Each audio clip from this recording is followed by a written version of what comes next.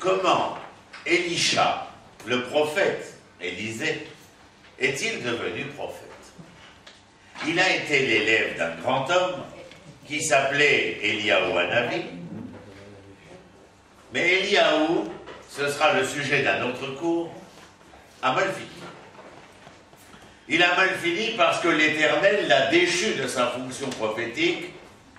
Je vous donne le pourquoi sans vous expliquer la leçon. Parce qu'il a, d'après l'Éternel, diffamé Israël pour se sauver lui. L'Éternel lui dit, tu vas te rendre au Golan et tu vas nommer Élisha. C'est l'Éternel qui a nominé Élisha, mais c'est Eliyahu qui nomme. Le jury a nominé et le présentateur nomme. Il a fait. Alors il s'en va depuis le mont Sinaï, où il a rencontré l'Éternel, qu'il a déchu de sa fonction, en lui disant, tu vas nommer Élisha à ta place, ceci est ta première fonction. La deuxième, tu diras à Élisha qu'il devra déchoir le pouvoir de Ben-Hadad, le roi de Aram, c'est la Syrie, pas la Syrie, mais la Syrie, L', au nord-est d'Israël, le déchoir et le remplacer par un de ses généraux qui s'appelle Hazaël. Là, ta fonction ne se termine pas. Tu iras aussi à la rencontre d'un des généraux de la famille des Omrides qui règne sur Israël en ce moment, et un de ces généraux, Jéhu, sera loin de ta part afin de remplacer les Omrides au pouvoir. Tout le monde connaît Jéhu, si ce n'est lui-même, au moins ses compagnons. Lorsque Eliyahu se rend au Golan, en Haute-Galilée, pour rencontrer Élisha, Élisha est un paysan. Élisha est d'une famille paysanne très riche, puisqu'il a des bœufs, un attelage, il a des champs, et lorsque Eliyahu arrive, eh bien c'est dans ces champs qu'il rencontre Élisée. Mais c'est pas de là que viennent les champs d'Élysée. Puisque Champs-Élysées, c'est le terme mythique de la mythologie grecque qui signifie l'enfer et le purgatoire. C'est ce qu'ils ont trouvé. Comment? Ça me dérange d'entendre cette traduction-là de... Ben, ce n'est pas de moi, donc... oui, ben, tout le monde a la traduction, c'est Élysée. Mais nous, on parle en hébreu, donc on s'en fout. Et c'est Elisha, de manière générale. Mais c'était juste pour commencer par Milan et Piruta, donc on a parlé des Champs-Élysées. Les uns qui sont à Paris sont le purgatoire, alors que les Sdot Elisha, les Champs-Élysées que nous connaissons, c'est la Haute-Galilée qui fait partie pleinement et entièrement de la Terre Sainte. Le Golan. Bah oui, bien entendu. Alors on va rentrer dans le texte, maintenant que nous savons que Eliyahu s'en est allé. Mais je vais vous rappeler quelque chose quand même. Dites pourquoi. Eliyahu s'en est... Non, parce que je veux pas rater le temps du texte, donc je ne veux pas m'étaler. La seule chose que je peux rajouter, c'est que, pour ne pas vous laisser sur votre faim, c'est qu'Eliyahu, en nommant Élisha, n'est pas mort, mais se serait envolé dans les firmaments. Mais rappelez-vous, lorsque l'Éternel le déchoit de ses fonctions, c'est parce que Eliyahu a dit: ils ont profané ton alliance. Ils ont profané tes autels à eux. Ils ont poursuivi tes prophètes. Et moi, ils veulent me tuer. Et le Midrash de nous dire, mais peut-être que c'est parce que tu te sens poursuivi par Isével. Isével est la femme de Achav, le fils de Omri, mais elle est une princesse phénicienne. Ben-Hadad est roi de Aram. En dessous d'Aram, il y a Ammon, les Ammonites. En dessous, il y a les Moabites. En dessous, il y a Édom. Et Phénicie aussi, de là où elle vient. Isabelle vient de Phénicie, qui fait partie, qui sera le Liban plus tard. Mais la Phénicie aussi est présente, et omniprésente, pour contrecarrer les projets d'Israël. Et Isabelle poursuit Eliaou. Elle aura déjà tué des dizaines de prophètes. Et donc Eliaou se rend au mont Sinaï, où il parle à l'ange qui lui apparaît, mais l'ange lui dit, mais ce n'est pas de mon ressort, il faudra les rencontrer qui de droit. Et alors l'Éternel, eh bien, lui demande, qu'est-ce qui se passe, Eliaou? Plutôt que fais-tu là? Non, pas elle, mais Eliaou. Et donc il lui demande, et lui répond, eh bien, ils ont profané ton alliance, tes autels, ils poursuivent tes prophètes pour les assassiner, et moi, ils veulent me tuer. Alors le Midrash dit, mais peut-être c'est parce qu'ils veulent te tuer que tu viens diffamer, c'est-à-dire pour que je puisse me venger d'eux et te soustraire à leur ignominie. Alors rappelez-vous, et ça c'est important, que Eliaou ne meurt pas, mais disparaît dans le firmament avec 3 projets. Le premier, c'est de prouver que les enfants d'Israël préservent l'alliance. Et il sera présent à toutes les briques Mila. Le deuxième témoignage d'Eliaou, ils ont profané mes autels, c'est-à-dire mon culte. Chaque mois de ces Shabbats, tu viendras témoigner qu'ils différencient Shabbat des 6 jours de la semaine.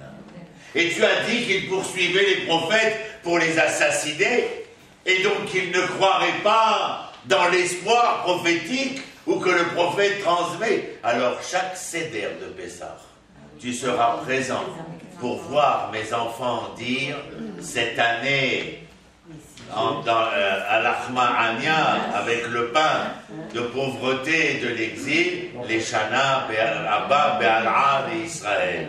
Et l'an prochain sur la terre d'Eretz Israël. En Israël, qu'est-ce qu'on dit? Mais il a dit la vérité. Yerushalayim Abnouya. Abnouya. Construite. Les Shana Abba, Yerushalayim Abnouya. Reconstruite. Construite. Parce que quand on parle de reconstruite, Baruch Hashem, elle est bien reconstruite. Mais ce qui nous manque, c'est le temple. Mais pour que le temple soit reconstruit, il faut que ceux qui viennent servir au temple soient présents. On ne peut pas construire le temple alors qu'il n'y a personne. Moi, une fois, j'étais à l'époque, vous vous rappelez, Léon Zitrone, c'était une anthologie de la télévision française. Eh bien, nous sommes en direct, la reine sort maintenant de Buckingham dans son carrosse, la foule est omniprésente, mais vous n'avez jamais vu la reine Elisabeth II du nom sortir de Buckingham alors que l'avenue était vide. Le peuple était là, avec petit drapeau, et Zitrone au micro, sans faire des vers, afin d'accueillir la reine d'Angleterre. De la même manière, ces espèces où certains seraient illuminés par vouloir la fin, alors que le début n'est pas réalisé, ou que les paliers ne sont pas réalisés. Top, allez, on y va. Vous allez me faire parler, on ne va pas faire le cours. Top. Le verset 24 du chapitre 6 des Melachim Bet, c'est-à-dire le livre 2e des rois. Non, vous avez que le 25, vous, le 24, je le dis par cœur. Le 2e livre des rois, chapitre 6, verset 25. Le verset 24, c'est que Ben-Hadad a décidé de lancer ses troupes à l'assaut du royaume d'Israël, dont la capitale était Shomron. Bon, ben, je n'ai pas fini mon histoire parce qu'il faut que je vous dise aussi autre chose. Shomron est une ville qui a été construite par le roi Omri, donc le père de la lignée des Omrides, le père de Achab en particulier, celui qui est marié avec Isabelle. Mais avant de toucher à la conclusion du cours, je vous dis quelque chose que vous retrouverez dans la conclusion du cours. Omri, nos sages disent, Omri est convoqué à rentrer dans le monde futur. Mouzman le olam haba. Tout le monde doit dire, mais enfin, Omri est un général qui a pris le pouvoir en assassinant les descendants de Yerovam ben Shaphat, qui est devenu le roi d'Israël après avoir été le général de Shlomo Amelech. Mais quand Rechavam, le fils de Shlomo, n'a pas accepté la dissension politique et les manifestations, il n'a pas tiré sur les manifestants, il s'est séparé d'eux.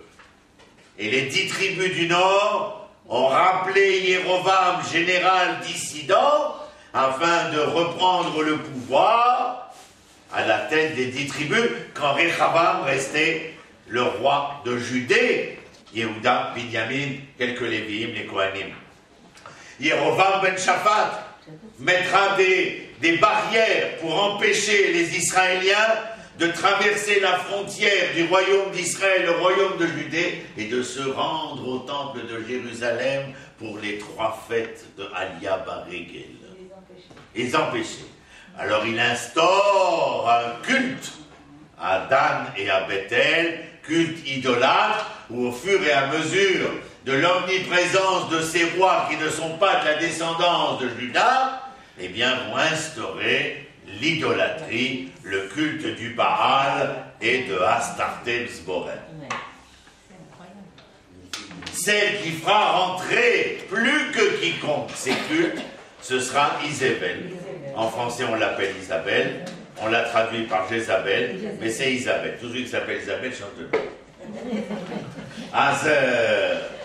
Il y a ici donc un contexte éthique et moral dans le royaume d'Israël qui est décadent. Omri prend le pouvoir de la famille de Yoshaphat. Mais Omri, pourquoi il est invité? Alors, c'est pas un des moindres, Omri, dans la décadence. Mais il est invité à rentrer au monde futur. Vous savez pourquoi? Parce qu'il a construit une ville, Béhéret Israël, cette ville s'appelle Shomron. Son fils Achav, alors que Ben-Hadad c'est un titre, hein, c'est Ben-Hadad 1, Ben-Hadad 2, Ben-Hadad 3, etc. Le Ben-Hadad de l'époque de Achav lui demande de payer un tribut pour ne pas être attaqué par le royaume de Aram, des Assyriens. Et Achav lui donne des femmes, des enfants, d'esclaves, de l'or, de l'airain. Et un jour, Ben-Hadad demande à Achav: il y a des manuscrits écrits de la main de votre ancêtre Moïse. On les voudrait bien aussi. Il lui dit: écoute petit, je t'ai tout donné, mais ce qui appartient à mon peuple, je ne peux pas te le donner. Comment? C'est un casus belli, c'est une cause de belligérance. Et la guerre éclatera. Tellement Achav a fait honneur à Israël que Yoshaphat, qui est le roi de Juda à cette époque-là, monte vers Megiddo pour mener la bataille de Ramoth Gilad contre les Assyriens.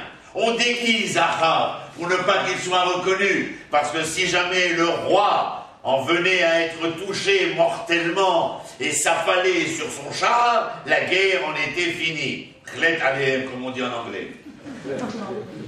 Et donc, on le déguise, malgré qu'il ait été déguisé. Les uns voyaient un char royal, mais c'est le char de Yoshaphat, roi de Judée. Alors il cherche, et une des flèches atteint Achav en plein poitrail. Le sang coule, il tient les rênes jusqu'à la fin de la bataille sans ne jamais tomber. Ce n'est qu'au soir venu qu'il s'écroulera sur son char, sera emmené dans la tente alors que Israël avait repoussé l'ennemi. Les chiens viendront lécher le sang de Achav, comme la prophétie l'avait prédit, pour une autre affaire que nous n'avons pas étudiée, le champ de Naboth. Et lui sera ramené, mais le texte dira: Achav, Melech Israël, Muzman Leolam Abba. Avoir préservé l'honneur et le nom d'Israël, Achav, Muzman Lechaye Olam Abba. Les tchouva. J'ai dit quelque chose de clair. Il a préservé l'honneur du nom et l'honneur d'Israël. Kvod Shem Israël, Chad Vechalak, Bli Tchouva, et sans faire intervenir le clergé ici. Les choses sont claires. Et c'est ça que je veux que vous reteniez, parce que c'est ce que nous allons voir à la fin. Parce que je lis au 25. Pendant que cette ville était, donc maintenant Ben-Hadad, il vient mettre le siège devant la ville de Shomron. Le roi n'est plus Achav, c'est un des derniers descendants avant Jéhu, Yoram. Le prophète Élisha, la ville Shomron, le peuple assiégé par Ben-Hadad et son armée assyrienne. La scène est posée. Les costumes sont de Donald Caldwell et les décors de Roger Hart. Pendant que cette ville était assiégée, une grande famine y sévissait. Comme de bien entendu, mon ami, lorsque à l'époque les troupes ennemies mettaient le siège devant la ville fortifiée, cela n'avait qu'une seule finalité: assoiffer et affamer ceux qui étaient à l'intérieur, afin que, acculés aux extrémités, eh bien, ils ouvrent les portes, car si mourir pour mourir, eh bien, que nous mourions des mains de l'ennemi, qui peut-être, par mansuétude, nous permettra de vivre. C'est clair? On continue. Pendant que cette ville était assiégée, une grande famine y sévissait à tel point qu'une tête d'âne valait 86 d'argent, et un quart de cave, c'est une louche, un quart de louche, de fienté de pigeon, ça veut dire de kaki de pigeon, en valait 5. Pourquoi tu viens nous raconter que l'âne y coûtait ceci ou l'âne y coûtait cela? Ben, tout simplement pour nous dire que le siège avait entraîné famine et disette, mais si famine et disette il y avait, le système économique intramuros était inflationniste. Inflationniste. Je continue. Un jour que le roi d'Israël vint à passer sur le rempart, une femme lui cria: viens à notre aide, mon seigneur le roi. Tazor-la-nous.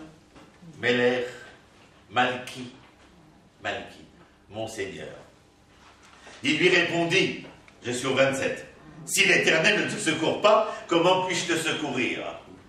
Mais enfin, si je t'ai interpellé, Melech Israël, c'est parce que je pense bien qu'en tant que roi, il t'est dévolu un certain nombre de responsabilités. Alors c'est quoi ta réponse? Si l'Éternel ne t'a point secouru, que pourrais-je y faire? Ben justement, tu es roi d'Israël, c'est donc que tu as tes entrées dans le grand bâtiment. Et qu'en tant que Melech Israël, mais pas seulement en tant que Melech Israël, en tant qu'homme, Dieu n'attend que ton intervention, que ta réaction, que ton agissement. Mais il en a souvent marre de tes implorations. Il ne t'a pas créé pour faire de toi une grenouille de bénitier. Il t'a créé avec une âme, avec un esprit, avec un souffle, avec tous les titres de noblesse qui pouvaient être octroyés afin que tu fasses honneur au titre que tu portais. Parenthèse, ce qui n'est pas souvent le cas chez nous. Fermez la parenthèse. Comment puis-je, si l'Éternel ne te secourt pas, comment puis-je te secourir? Est-ce du produit de l'air de battage des champs, ou du pressoir? Ben lui, il est complètement annihilé, le pauvre Yoram. Je ne peux rien faire. On aura, pardon, un peu plus tard, un autre roi qui, soi-disant, d'après le Talmud de Babylone, dans le traité de Sanhédrin, dans le 11e chapitre, nous disait que ce roi aurait pu devenir le Messie. Mais qu'il se coucha sur sa couche en disant à l'Éternel: combat, tout est entre tes mains. Alors l'Éternel combattit, mais même lorsque la victoire contre Sancheriv, qui avait mis le siège devant Yerushalayim, sera une victoire flagrante, le roi ne se leva pas de sa couche, ni même entonna un chant. Ce à quoi le texte dira, monsieur se voit déchu de l'espoir qu'on avait mis en lui. It's clear? Parce qu'on attend de l'homme, de cet homme-là, qu'il agisse. Vous savez, le rabbi Arav Menachem Mendel Schneerson avait écrit dans une de ses sirotes sur la paracha, à propos de ce Pidgam, il avait vu En lanu al mile ishaen, ela la vinu sheba shamayim. Nous n'avons pas sur qui nous reposer si ce n'est sur l'Éternel qui est aux cieux. Bande de bons à rien. Bande de bons à rien. Nous n'avons pas sur qui nous reposer sur l'Éternel qui est aux cieux. Mais l'Éternel qui est aux cieux, il a créé le monde pour faire quoi? Pour que les hommes agissent. Pour que les hommes fassent. Anzo yatzartili, ce peuple je l'ai créé, dit Yeshayahu. Teilati et Saperou, mes louanges, ils raconteront, ils déclareront. Je ne les ai pas créés pour en faire des momies.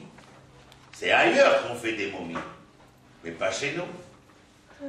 Lorsque vous êtes coincé dans ce dilemme cornélien de la mer des joncs, entre l'épée égyptienne et le noyer de la mer, vous demandez à Moshe d'aller prier, mais je voulais envoyer balader avec faire des fracas, votre Moshe. Matitzak Elai, que viens-tu m'implorer, insolent?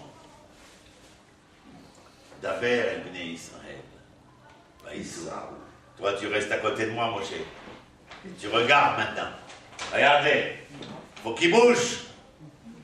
Il faut qu'ils bougent maintenant.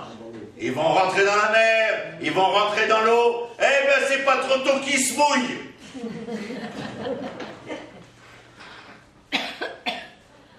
On n'a rien. En lanou, les amis, les Ishaël, et là, la vinou, Sheba Shamaïm, le Rav Menachem Schneerson, il dit, mais c'est quoi cette histoire? Ça veut dire quoi? C'est des momies qu'on a créées?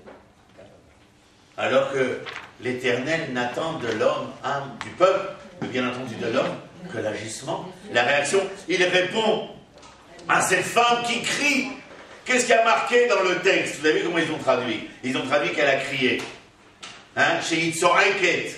Alors quand on a dit Matitzak Elai, j'ai pas traduit par Moshe a crié à l'Éternel. Il a imploré. Parce que je vais vous apprendre quelque chose. Lorsqu'on implore avec sa bouche, c'est parce qu'un cri nous a entrepris à l'intérieur.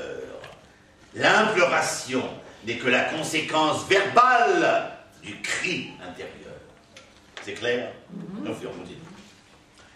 Il ajouta, que veux-tu? Cette femme-là, répliqua-t-elle, m'a dit, elle raconte, il lui pose la question, Yoram, à la femme, il est sur le rempart, hein? La femme est en bas, dans le... Et alors il lui dit, que veux-tu, femme? Et elle lui dit, eh bien écoutez ce qu'elle lui dit. Cette femme-là m'a dit, tu livreras ton fils pour que nous le mangions aujourd'hui, et demain nous mangerons le mien. Elle n'a pas terminé. Nous avons donc fait cuire mon fils et nous l'avons mangé. Mais lorsque je lui ai dit le jour suivant, donne ton fils pour que nous le mangions, elle l'a mis en sûreté. La vache. Alors qu'on avait un accord, on se boufferait le fils de l'un et de l'autre à tour de rôle. Elle l'a mis en sûreté. Quelle situation nous sommes arrivés? La famine, la disette, l'inflation. Et le cannibalisme. Mais vous vous rendez compte? C'est pas le cannibalisme que l'on a rencontré dans certains camps de la mort en 1944, lorsque les corps morts étaient utilisés pour nourrir. Mais ici, il s'agit de tuer pour se nourrir. Comment est-ce qu'il est possible, pour arriver à un geste comme celui-ci, à une attitude comme celui-là? Mais il est clair que le problème moral, éthique, a déjà perdu quelque chose de lui-même. Rendez-vous compte?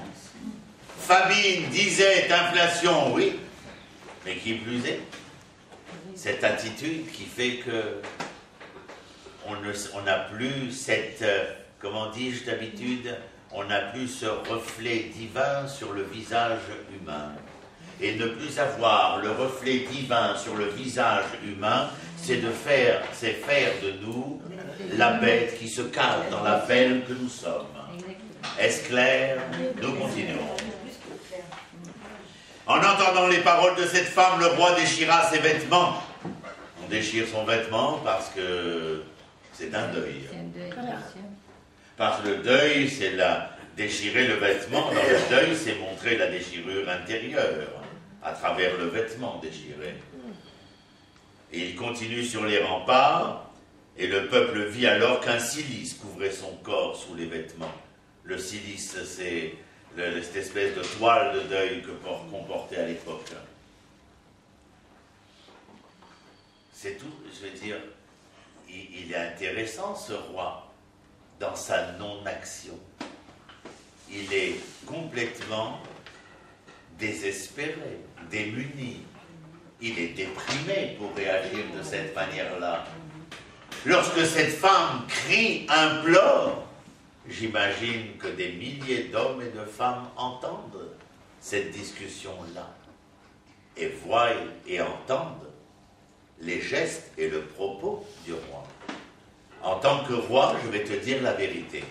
En tant que dirigeant, j'attendais de toi de prendre des décisions. Quelles décisions? Mais quand le peuple se meurt, il fallait dire peut-être qu'on ouvrait les portes. Et si tu ne voulais pas ouvrir les portes, c'est qu'il y avait certainement d'autres solutions. Mais là, tu n'as donné aucune solution. La seule chose que tu as fait, c'est par tes agissements et tes propos, nous montrer la déprime qui est la tienne, le désespoir qui est le tien. Comment veux-tu que le peuple se maintienne? On continue. 31. On évolue. Écoutez ce qui est écrit. Que Dieu sévisse contre moi, tentez plus. Moi je mets un point, pas une virgule. Ah, Yoram, enfin, réagit. Il se dit que Dieu me punisse de mon incapacité. Eh non, c'est pas la fin de la phrase. Moi, j'aurais voulu l'entendre ainsi, mais je reste étonnamment surpris. Regardez la suite. Que Dieu sévisse contre moi, tentez plus, dit le roi. La suite. Si la tête d'Élisée, Elisha, fils de Shaphat, reste aujourd'hui sur ses épaules. C'est pas ma faute, c'est la faute de l'autre. Exactement, ça veut dire que lorsque nous nous retrouvons dans la complexité de nos problèmes, nous tous, homo sapiens, nous allons rechercher le bouc émissaire, Saïr à la Azazel. Car je me rappelle à l'école, à Krish, c'est pas moi madame, c'est lui. Ça a toujours été comme ça. C'est pas moi madame, c'est lui. Mais c'est pas le roi. Aujourd'hui, c'est la même chose. C'est pas moi. C'est le Premier ministre. C'est pas nous. C'est le gouvernement. Même si le gouvernement est élu par nous. Ce qui est écrit dans le livre de Vaïkra, la faute du Cohen n'est que par la faute du peuple. Mais personne ne veut l'avoir, la faute du peuple. C'est la faute du Cohen. C'est lui qui est responsable. Mais peut-être que tu as eu le Cohen qui te représentait. Si c'est des élections démocratiques, alors tu as peut-être à ta tête quelqu'un qui n'est que le juste représentant de ta situation, qui t'est complètement inconnu, mais qui en le regardant te fait comprendre qui es-tu et où es-tu. Voilà, on continue. Et donc, qu'est-ce qu'il veut? Il veut la tête d'Élisha. Dieu, il ne nous a pas secourus. C'est ce qu'il avait dit à la femme. Dieu ne nous a pas secourus. Eh bien, il faut s'en prendre à celui qui est le porte-parole de l'Éternel. Vous vous rappelez qu'il a des entrées au grand immeuble, lui? Juste avant cette histoire, quand Ben Hadad, il était encore sympa, il avait des relations plus ou moins acceptables, il avait envoyé son général Naaman, qui était devenu atteint d'une grave maladie de peau, il l'avait envoyé auprès de nous, même que moi j'ai eu très très peur. Je croyais que c'était un piège de Ben-Hadad contre moi, roi Yoram. Et puis alors je transmis le feuillet, la lettre royale au prophète Élisha. Élisha, ne bougeant point de sa demeure, ne recevant même pas le général en chef des armées assyriennes, il lui dit, général, votre problème c'est la peau? Oui, alors allez faire trempette dans le Jourdain. Et là, Naaman prit une colère, telle qu'un général d'armée peut la prendre, et ses officiers lui dirent, mais enfin, votre grandeur généralissime, ça vous coûte quoi? Puisqu'on a déjà fait tout ce chemin depuis la Syrie jusqu'ici, jusqu'à Shomron, allez faire trempette. Si ça ne marche pas, on les passera au fil de l'épée. Mais si ça fonctionne, eh bien vous avez tout gagné. Alors Naaman alla faire trempette, et il ressortit comme un bon bébé rose. Et il voulut offrir des cadeaux, etc. Je vous raconterai la suite tout à l'heure.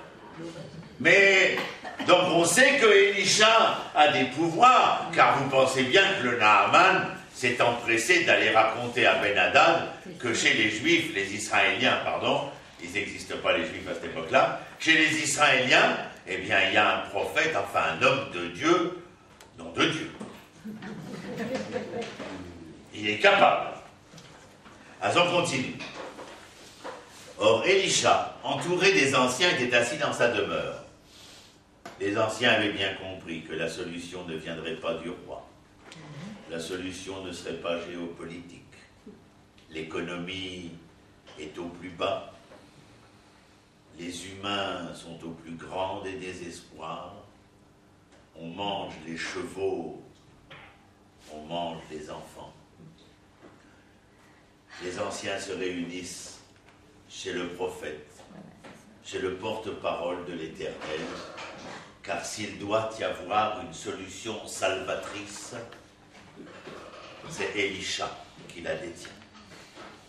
Écoutez, le roi avait envoyé un émissaire auprès de lui, vous avez compris que c'était pour le tuer, mais avant que le messager fût arrivé auprès du prophète, celui-ci dit aux anciens, « Voyez-vous ce fils d'assassin qui envoie quelqu'un pour me couper la tête ?» Pourquoi Yoram est fils d'assassin? Je vous ai déjà raconté l'histoire que les prises de pouvoir ici, dans le royaume d'Israël, se font le plus souvent ou dans les alcôves ou dans les intrigues de couloirs, des couloirs de la cour. On connaît ça? Eh bien nous aussi, on est dans le même film. Voyez, alors je vous ai dit ça. Lorsque vous verrez arriver le messager, vous fermerez la porte et vous le repousserez avec la porte. N'entendons pas derrière lui le bruit des pas de son maître, c'est-à-dire Yoram, non seulement avait envoyé un émissaire pour couper la tête de Élisha, mais il suivait l'émissaire pour se rendre compte que le contrat avait été rempli le plus justement possible. Et alors, regardez ce qui est écrit, vous fermez la porte et vous le repousserez avec la porte. N'entendons pas derrière lui. 33. Il leur parlait encore quand le messager s'avança vers lui en disant « Ce fléau vient de Dieu, que puis-je encore espérer de l'Éternel ?» Alors il y a deux manières de voir. Soit il vient répéter ce qu'a dit son maître, c'est-à-dire tu es l'homme de Dieu, tu n'as pas résolu notre problème, nous souffrons, alors je viens en terminer avec toi. Soit, eh bien, ce qui est plus facile à comprendre, ce fléau vient de Dieu, que puis-je encore espérer de l'Éternel? Il vient lui poser une question. Il ne peut pas le tuer. Parce qu'il est repoussé à la porte par les anciens qui ne laissent pas rentrer. Et il leur dit, mais que puis-je encore espérer de l'Éternel? Celui qui vous dit que puis-je encore espérer de l'Éternel, c'est qu'il espère encore dans l'Éternel. Et alors là, regardez,